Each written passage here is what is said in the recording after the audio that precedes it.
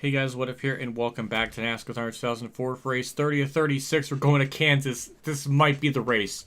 This might be the second race in this entire season that we're going to be challenged, and it's going to be difficult. At least by all the metrics I've experienced when I practiced here.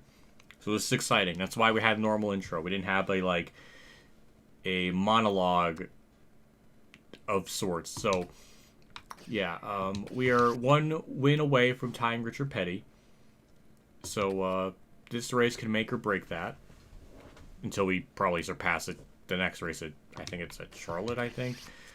I believe it is. I need to double check. Yes, it is. Okay, so maybe we'll win there. I mean, we won the Coke 600 easily, so I'm assuming that one won't be really any major difference. But paint scheme, little Tykes forward, because this is no child's play. Even though the season's kind of made it like kindergarten work with how easy it's been so far. Even though it's been on frickin' a legend, that's never changed. So that's that. There's really nothing else to recap. I'm excited. Let's get into it. Thank you to my tier 3 Patreon people, as well as my YouTube member support channel, perch to early access videos like this, as well as channel emails and stuff for when I stream. So thank you for what you guys do. I appreciate it. Thumbs up the video as much as possible for this race. I'm spitting everywhere, but let's get into it.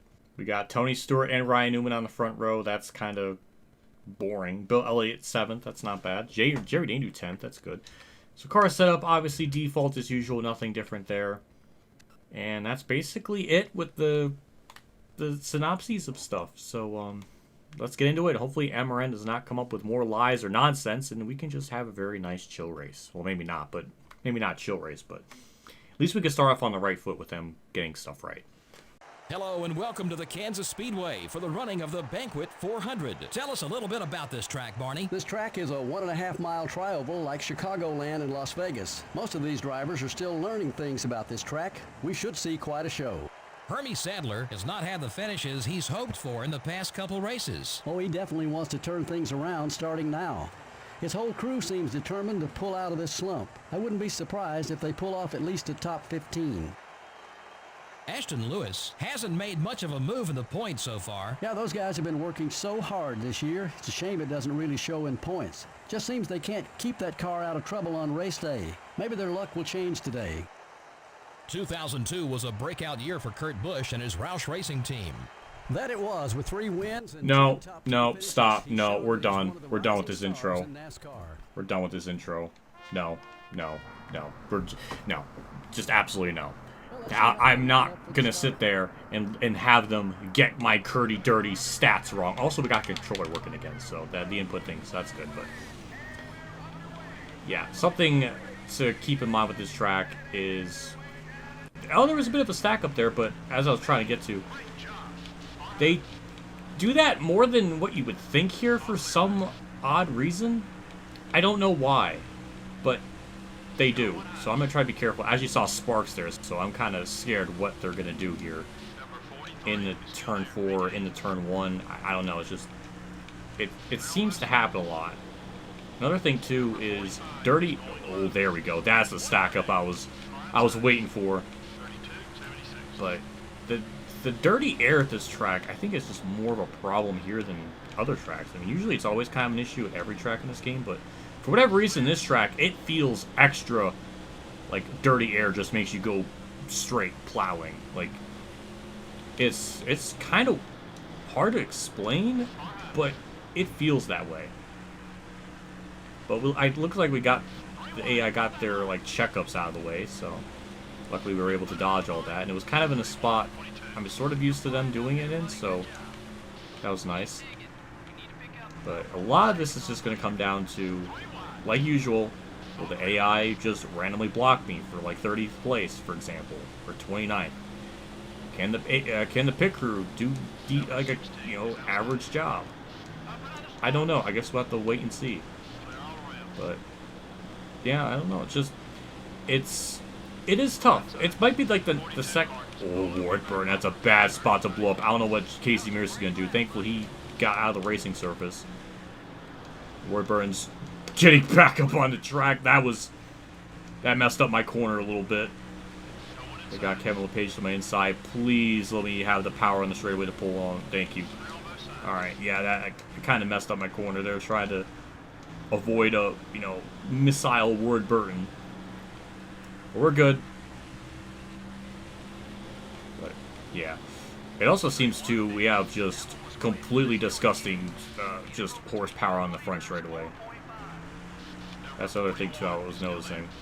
That and I think just overall our draft, being behind someone's draft, just makes us extra super duper OP. At this particular track, I think this in Vegas as well, kind of had that same attribute. And they're both kind of, you know, both flat tracks in this game, so I wonder if there's some kind of madness to it or some kind of internal logic with that. I don't know, but once again, Rusty being mid in this game is pretty sad. Sterling Marlin below average, which is very strange for him because he's been running pretty good this year. Can the car turn a little bit, please? Because that Elliott Sadler, I'm not in the mood. Do not scare me like that. But the other thing too is just letting up off the gas, try and let the car coast a little bit, which I'm trying. You can probably see in the inputs. I'm like on the brake and gas, switching it up constantly. It's a very brake and throttle heavy type of track. It feels like, I don't know. Well, we are up in the top 27 laps in. That feels pretty good. I think that's about what the norm is. Kenny Wall's falling apart. I mean, that's nothing new. He started third. I don't even think in a 5% race or even 3% race, Kenny Wall's can even get a top 10. So he's very off the pace. There we go. Nice front straightaway. Rusty tries to block. That's annoying. Thankfully, Johnny Benson, Joe Nemechek, give me room. Fitting because they're both, you know, decent human beings and aren't terrible. So that's appropriate. I did see Ward Burr in alternate paint scheme. Looks like Kenseth is in his alternate paint scheme as well. So nice to see that. I'm surprised MRN had such high stakes for Hermie Sadler running top 15. That was just, yeah, right. My God, the draft, the pull, the suck is in just monstrous form here. But it looks like, based on a leaderboard, no one's pulling away. Everybody's relatively close together. I mean, obviously, the top... Okay, maybe Tony Stewart does have a bit of a gap on him. Never mind. A lot of throttle. You see that freaking, like, brake throttle... Brake throttle. Brake gas, etc. Like, I'm just flipping them back and on. Flipping them off and on constantly. Hooray for straightaway speed. I appreciate it. There we go. Just back off. Let it roll. Jeff Gordon, give me room. Thank you. So, obviously, I want to pit around lap 13. That seems to be the safest pit number. Sometimes the AI pit on lap 10. I guess we'll find that out. Bill Elliott, I'm sorry. I was scaring myself into thinking people were pitting. And I was right. Jeff Gordon began to pit. So, I was right on the mark with that. And it seems like... Okay, we're kind of right around 3 seconds for this. This is pretty good. The only other problem is that's still, what, 2.8 seconds. Still a good bit away from the leader. I mean, it's really all going to come down to how the pit crew just nail that pit stop. Because I'm doing everything I can as the driver to gain time. Oh, it did the thing again. I went the corner, turned, and it just went kind of straight. I can't really explain that, but it did the thing. Let's try to fake Bobby Labonte up high, cut down low, and gain a spot. That is for 5th place. And now we'll just, I don't know, I guess wait until we pit next time by. Oh, entry. Okay, Tony Stewart's pitting early. Same with Ryan Newman. Jim John's going to lead some laps. Nice to see him do that. Or do anything in his career. I've, like, stunted his growth by me winning so much. But, yeah, we're pitting this lap. I mean, it's just a standard 4-tire stop. I do have to be careful getting in the pit road because the pit road's just very narrow. Just the way it binds up. It's hard to describe, but it's... What was that? Why did I do any of that? Well, I'm pitting. That's a good sign to pit. Just stay behind, Harvey. Don't speed. Okay, good. 4 tires, fuel out in the way. And now repair damage.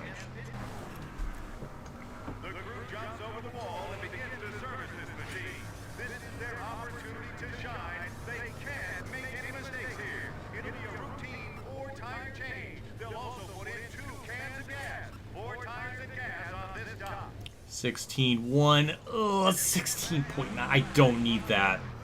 Harvick and Jimmy get out of pit road ahead of me like they were entering. So you don't really get an advantage there. I'm going to try my best to be slow down here because this is a very deceptively slow pit exit. Which that probably hurt us just doing all that, but I wanted to try to be even Steven with everything. So now we're just going to wait for everything to cycle through. Obviously, Bob Labonte was pitting there, so... Or was one of the ones that pit earlier, so I know he's for position. Probably same with Benson as well. So we should cycle back out top 5, I hope. But I don't know. I mean, Stewart did undercut us, so... I don't know. So many questions. Gotta wait to see where this all cycles out to know for sure. I mean, I think it... Don't tell me we're 13th. Okay, okay, he said they were pitting. I was gonna say right there. No way. Okay, I answered my own question there. I scared myself, and basically is what I'm trying to say. Alright, we're in the top 10. Kenseth was leaving pit road there. Burton's for position, so I think we're gonna cycle out maybe 6th place, I think.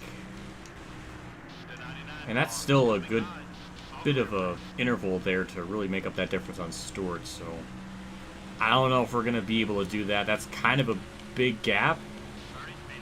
Okay, I guess it's 2.9, so yeah, we did lose a little bit of time with that. I mean, he did undercut us, so I guess I'm not totally surprised, but that's still a gap.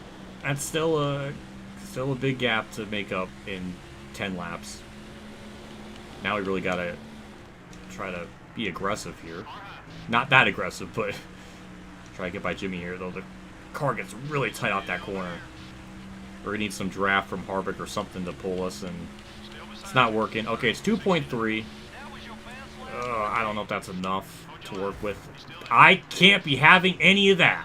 That might have just thrown my race right there because that cost me 4 seconds. I can't afford to be making mistakes like that. And it was just the slightest correction, and it did all that to the car. So that's why I try to be very gentle with the inputs, or I'm barely moving a stick sometimes, because you never know when the slightest of input's going to act like a 1,000% just reaction. I don't know, but Stewart and Newman are actually kind of duking it out there for a lead, so they're going to be probably slowing each other down. This is a good time for us to try to reel them in. We actually gained 3/10 that lap, so I don't know. That's still a big deficit, but I'm going to keep trying. I'm not going to give up on this just yet. Call up to Jeff Gordon. I don't know if God damn it. I was trying to see maybe if I could try to pass up on the outside and keep the momentum going, but nope. But we should be able to pass him here. Off turn 4. He's going to try to block. Yeah, he tried. Still getting time that lap somehow, which is impressive. But I think Stewart and Newman are just still battling up there. But a couple laps left to go. That's just, it's not enough time.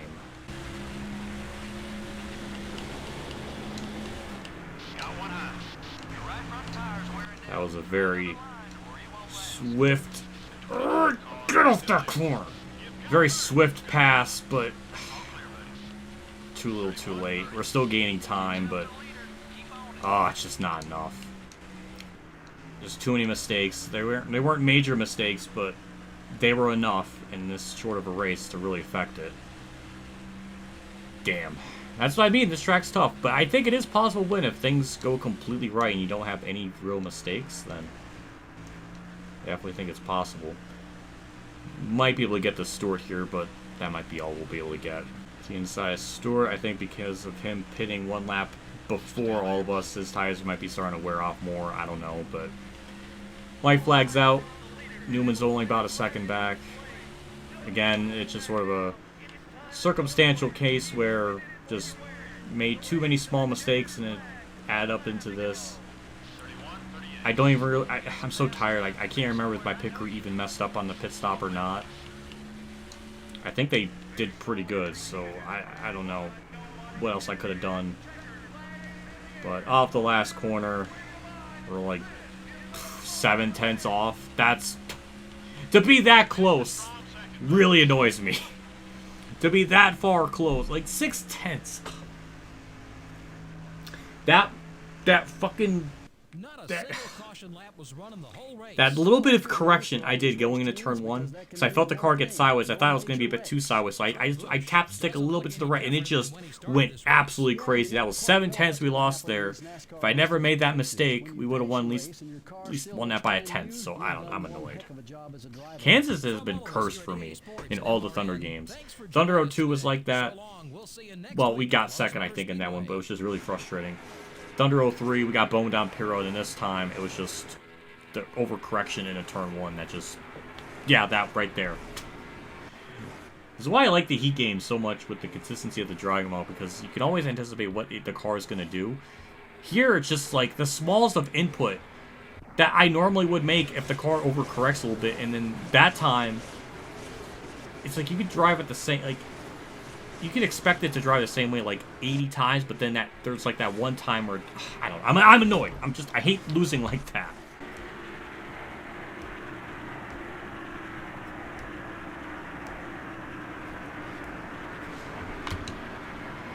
As you saw, I mean, I did get sideways. I definitely had a reason to correct it, but I don't know. It's just a shame. That was the difference. That really was the difference. That was the big, major one. And it did need to happen. But see, sometimes if the car gets sideways like that, and if you don't correct it, then the car will just slide forever. So, I don't know. It's really hard to anticipate it. And mistakes like that are why we can't win races sometimes. Well, not this season, but usually they've been too easy. But this time, yeah, so this is the second real race this season where we just straight up just couldn't win. That's 2 out of 30. Or 31, I don't know anymore. 30, I think it's 30, but yeah, Stewart and Newman basically dominated. Dale Jarrett, Jimmy Johnson led a lap. And that's the rest of the results. Ricky Craven, again, just chilling around like 14th to 16th position this whole year. Casey Mears, 17th. That's impressive. And that's the rest of it. Did anybody DNF? It was just word burden. I don't know. I don't know what really to say.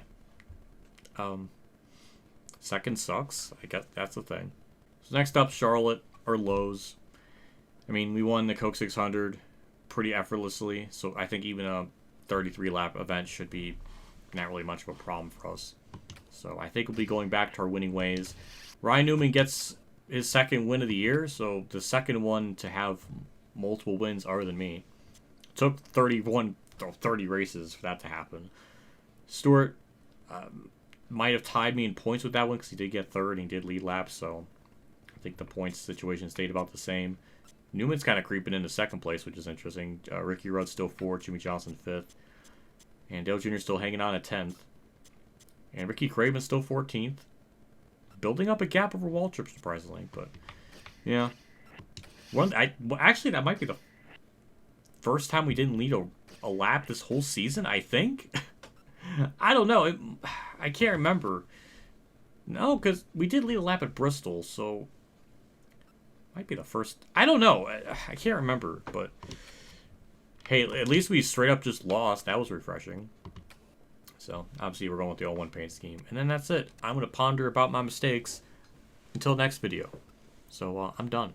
Big shout out my tier 3 Patreon supporters today for Champ 15, Kamikazegames, Billy Carey, Maxi League 1986, Jason Hellman, and my name is Sean for support. Again, I appreciate what you guys do for my channel every single month. It always is appreciated, and all that. It's just really, really cool. I'll see you all next episode.